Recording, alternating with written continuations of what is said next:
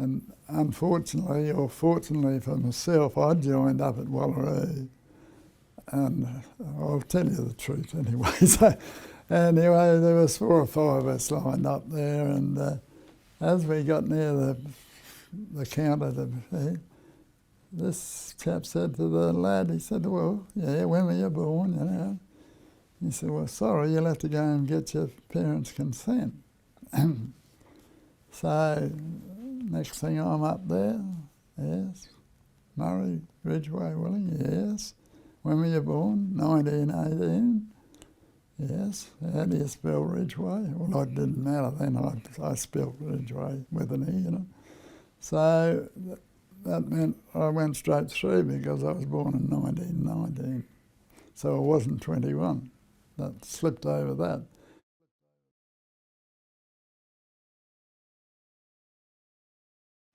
And then to go down to the port, we got on a little thing called Mavassa, a little troop ship.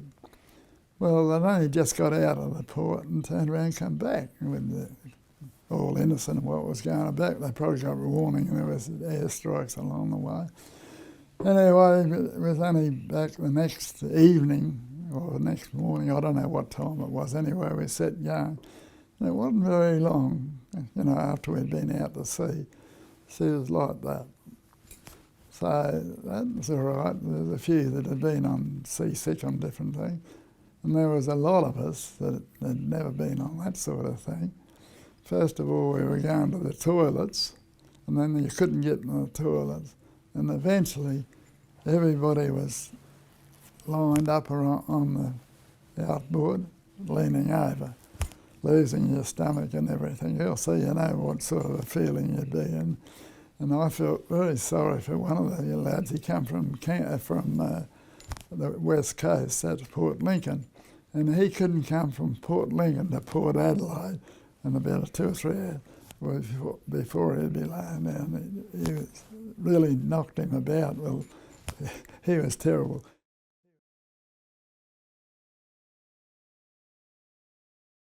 We got to Tobruk Harbour. Well, you had to come in by night on account of being under the spotter plane coming around and they're bombing it. And we come in just in the evening light sort of business. And all we could see was ships' tops and that and everything there, and they pulled straight up through the ropes. They said, right, out. All out over the side offices, throwing stuff around and everything. And lined up, and from there, that part of it was all right, nothing, stomach wasn't. Righto, getting fire, we had to march out to the Bardia Road perimeter. And when you look at that, you see the thing of it from the harbour, and the green line is the first line, and then there's a blue line. There's a special map of it there somewhere. The blue line is the second line, and then the red line is the main outside line. See the 3 line? And the Bardia Road, that was down there. We had to march right out to there with our haversacks and firearms after being seasick all the way there. So if they'd attacked them, they'd have just come straight over the top of us. So we recovered there, and it's all right from there on.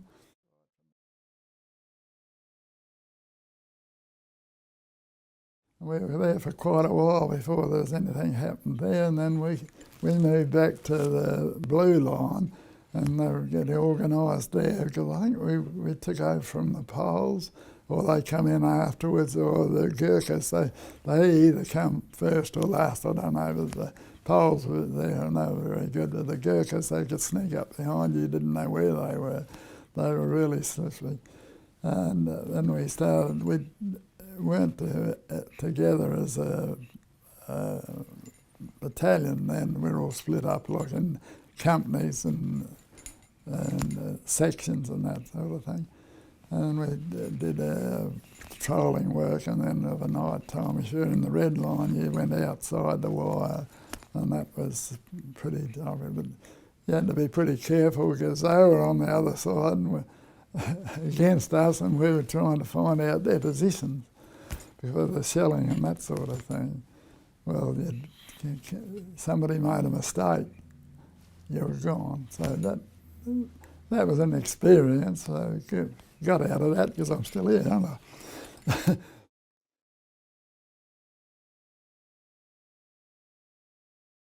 That's where the Hun come in. He ended up attacking us there. And he got his tanks through, and they put some down the bottom, and then they says, well, our light and tanks we had, we were our carriers and that, they attacked, they hit the front of them. Anyway, it held up, and then of course the troops come in behind, the German troops come in behind them. That's where we were involved in, the infantry people and everything, and we held them and then pushed them back, and that was their first defeat in that area.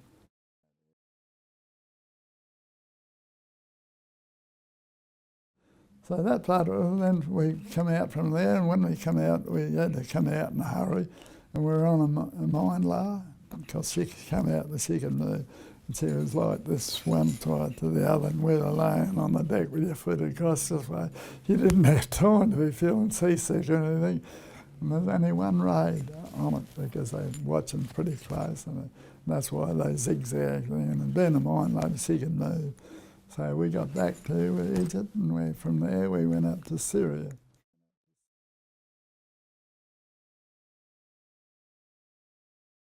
So we were there for quite a while, and there was a sports day. There's a photo there of the sports day.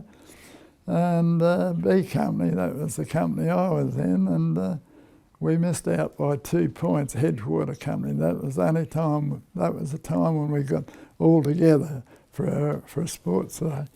It was up in Tobruk, we didn't have any sports day up there, but while we were in Syria we did, and I was fortunate enough to win the 440.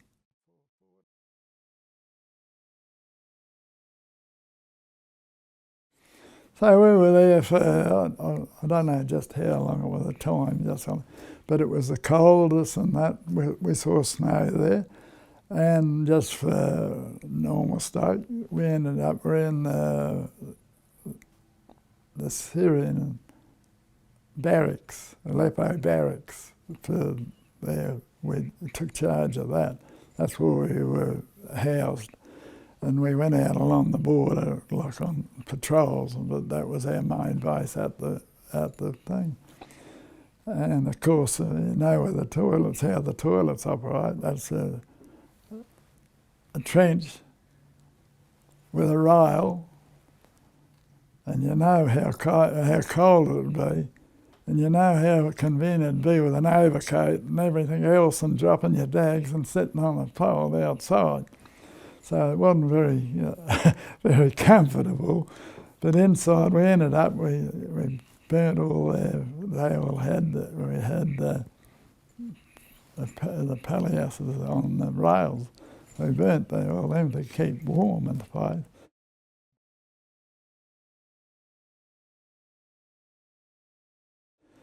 So we weren't there that long. Next thing we got a call up and everything they wanted. So we loaded into trucks and everything. And from Aleppo down into Palestine, the hills are just like that. I don't know whether there should be some photos somewhere.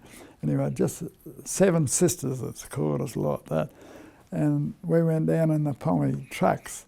Well, the Pommy truck drivers, they drove on their brakes, they didn't drive on there, and they were all trucks, and we're in there because we were hanging on like hell. Fortunately, only one went over the side and, zigzagged all the way down, so that we got down there. And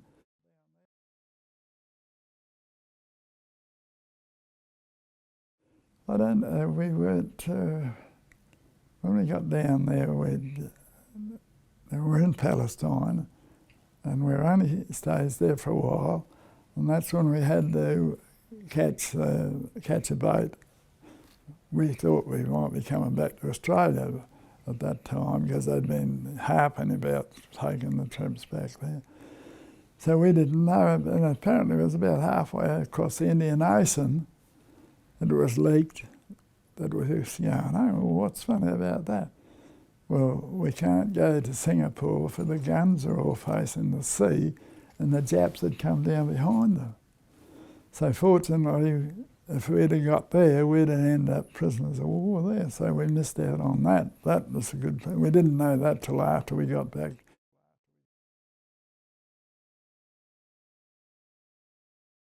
And anyway, we had to disperse in twos, right on either side of the road, into the forest area, right to the edge of the sea. And that's where we settled down, you know, there was nothing doing and everything. We were sitting there, and just on about midnight, we heard some noises. Of course, everybody pricks up their ears and everything else. And what's happening then, we could see the lights of 2 tanks coming. And these people were behind it, and they were singing and carrying on. Because the day before, a couple of days before, they'd been up there, had no worries. So they come up and didn't expect anything. So that was a bit of a shock anyway, and we didn't have any anti-tank. We had sticky bombs, but of course, being up there a week or so, they weren't worth anything. So it was close, and you couldn't shoot out the headlights on the tanks. Well, that didn't worry me because I was on the left-hand side, fortunately, right when the palm, we're all behind palm trees, that part of it. They didn't help you much. It was somewhere to, you couldn't dig in any holes or anything. The sections that were either side of the road for about 2 or 3 sections, they were stuck right in there. It was all hand fighting, and see the tanks kept coming on. You couldn't stop. A couple of the chaps tried to throw a grenade into them. They couldn't get into it. We had a few losses just there. And then the rest of their troops come and kept going. Right, they were heading straight down, or when it got hot, a bit hot, and of course by that time we were told to withdraw and let them come. Well, our brigade, the 2nd 9th, 2nd 10th and the 2nd 12th were the 3 brigade battalions. So we were up there, so when that will retreat, so fortunately being on the top side, pretty hard to see anything and get anything. So, and by the time they got word about it, we'd started to disperse, and that fighting had stopped right across KB Mission. That was the place. So they'd stopped there and they let them, well, they'd gone straight through with the tanks, and they'd done as much damage as they could, and they couldn't do any more. So that let them through, and they thought they were right then, so they kept going, and there wasn't very long after that. It wasn't that far back behind to the strips. Well, in the 2nd 12th, I think the other Western Australian boys, they were the first ones to cop it, because they were all set in there and everything. They played hill there, so they didn't get past that. But it was on for a couple of days before they retreated.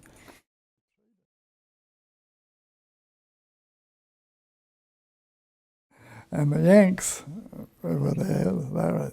They weren't in that part. They were up in the forest side, on the side of the hill, really.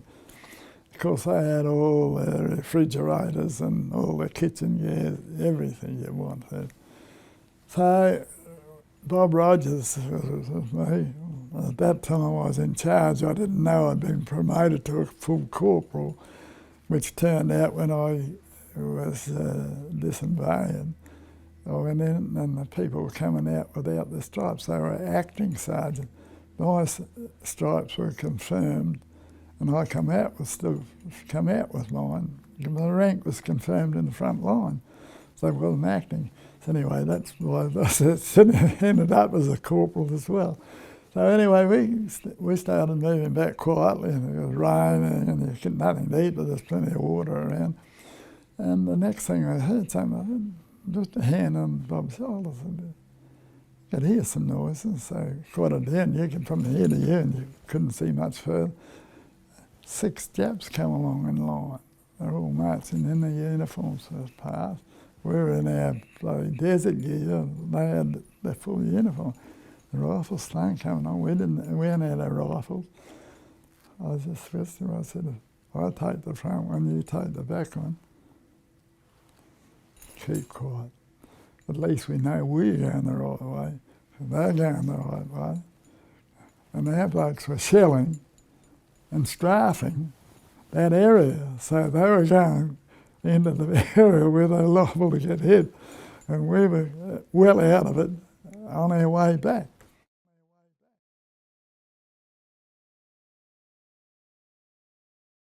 So we got back there, and by that time they'd moved on and to clean them up altogether. It was 6 or 7 days, I think, we would get back there. Then I was on one of the corporals on the burial party, so we had to go up to KB Mission because that's where the head of the fighting was done. So, and the chap I went to school with, SX 712, Colin Gardner, his name's around the place. And there was another lad from Port Victoria, close handy, and I knew him. I found his body. There was 2 sections of us went up on the thing, and there were some of the lads were still posting up there. They'd, keeping an eye on things. And we were going around picking all our blokes up and everything and finding them. Although doing the burial we were identifying them. So I couldn't find. I found a fact from Port Victoria and everything, so we loaded him all right, and I couldn't find Snipper Gardner. And that was handed over and they got all fiddled up, and they were, I found out when I went back there in 12 that all the bodies from Milne Bay had been lifted to Port Moresby. And that's where we ended up seeing everything up there, because they showed us that there's a photo there of the grey section, and on top of it, Murray, this is the one you're looking for. And that was concerned with the fingers that go back in stages, and the main thing was set up right at the back. This is well after when everything had finished.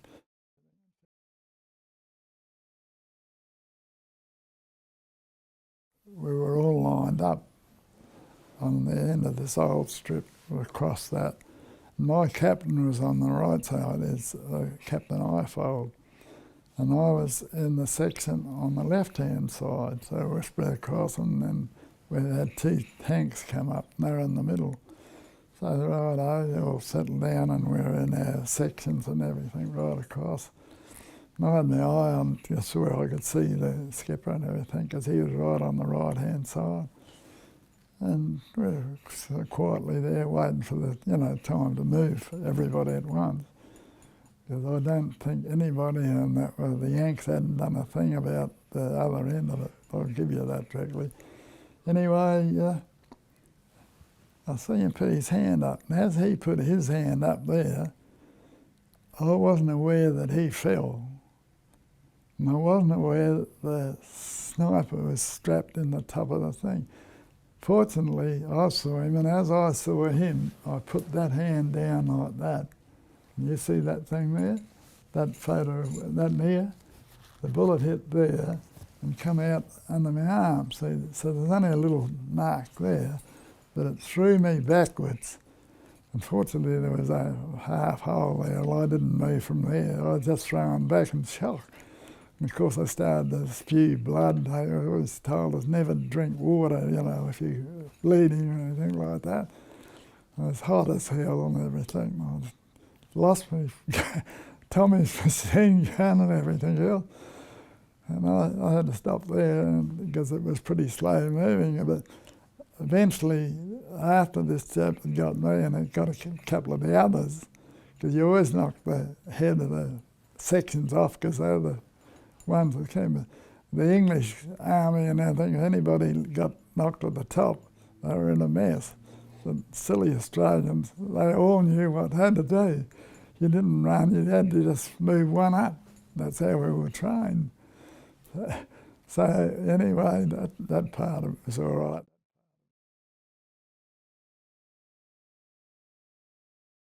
The stretcher bearers come out and got us that night. And there was a couple of others that was close handy to me that got hit. So we got back to the clearing station just behind about a couple of chains behind the moving off part. all lying there, and they come around and looked at me. I suppose I didn't realise at the time you couldn't see any blood because it was under my arm and everything on the stretcher, and all day, and it probably dried up. This little hole right there. And then there's 6 or 7 natives come along with a made-up stretcher, and I was laid on that. One was, he had a banana leaf to hold the sun off me, and I was still on my back and still quiet and everything else. And they took me back to another section and then loaded me into a proper stretcher, and back to another moving off point, one of the airstrip parts. And from there on to another, in the stretcher, off the front of a jeep with walking wounded. So we had to travel quite a way to get to the strip. Anyway, we got to the strip, got down the bottom end of it, and there was one plane had just flown off, because so I could see that how it went off and everything, and I think it went down into the sea about the same time. And then by the time we got at the end of the strip, you could see the other plane still loading with stretchers underneath it. We just got to the end and they turned, and as they turned, the plane come in strafing. The plane that was there, they'd strafed the first one, and that's what it was coming down. And they come in and they're strafing us. Well, they must have been just over the top of that, and they kept the walking wounded or running wounded. It's funny now, but it wasn't funny there. I'm still there, so I had a blanket there, so I just pulled it over my head, and I thought, oh well, no, this time's not so lucky.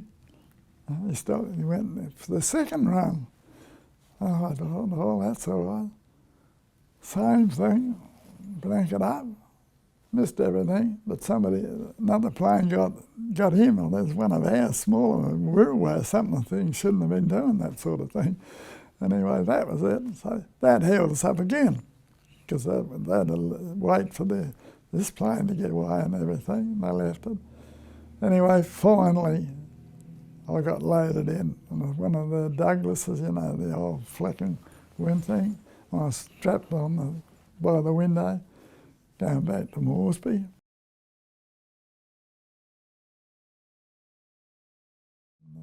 Because at that stage I was just going in and out, because I don't really remember when they grabbed me off the stretcher. Apparently they took me straight in, and bang, the doctor, as he said afterwards what I did, he cut it all out and everything, and it wasn't stitched or anything, it was just wide open. And the next day I woke up and I got all these bandages around here, and I don't know whether I still had my shorts on or whether they gave me anything else or not. I was sitting down in bed and I was feeling pretty right by then, so happy to be there. And the doctor, the orderly had come in before him and gave me a little tin of Johnson's baby powder, and they still had those square tins years afterwards. I said, what do I want that for? He said, you'll know soon. He said, just go like that. And they walked off and laughed, and I pulled it over, and I didn't have to do anything else. I knew the maggots were working inside of it, the smell of it. And that was about the same time. So after that, there was one of our lads that walked past me. How are you going? Well, I said, I'm here. He said, I'm going home. And he had his arm in his sleeve. And it wasn't a day afterwards. What happened to him? He passed out. He didn't go home. He just passed out and died. But he was happy as go lucky. I thought, oh, you're lucky bugger. I said, I might be going home too. So I was there in hospital there for I don't know, about a week or so, and then they put me aboard the hospital ship back to Australia and went from there to Tamworth,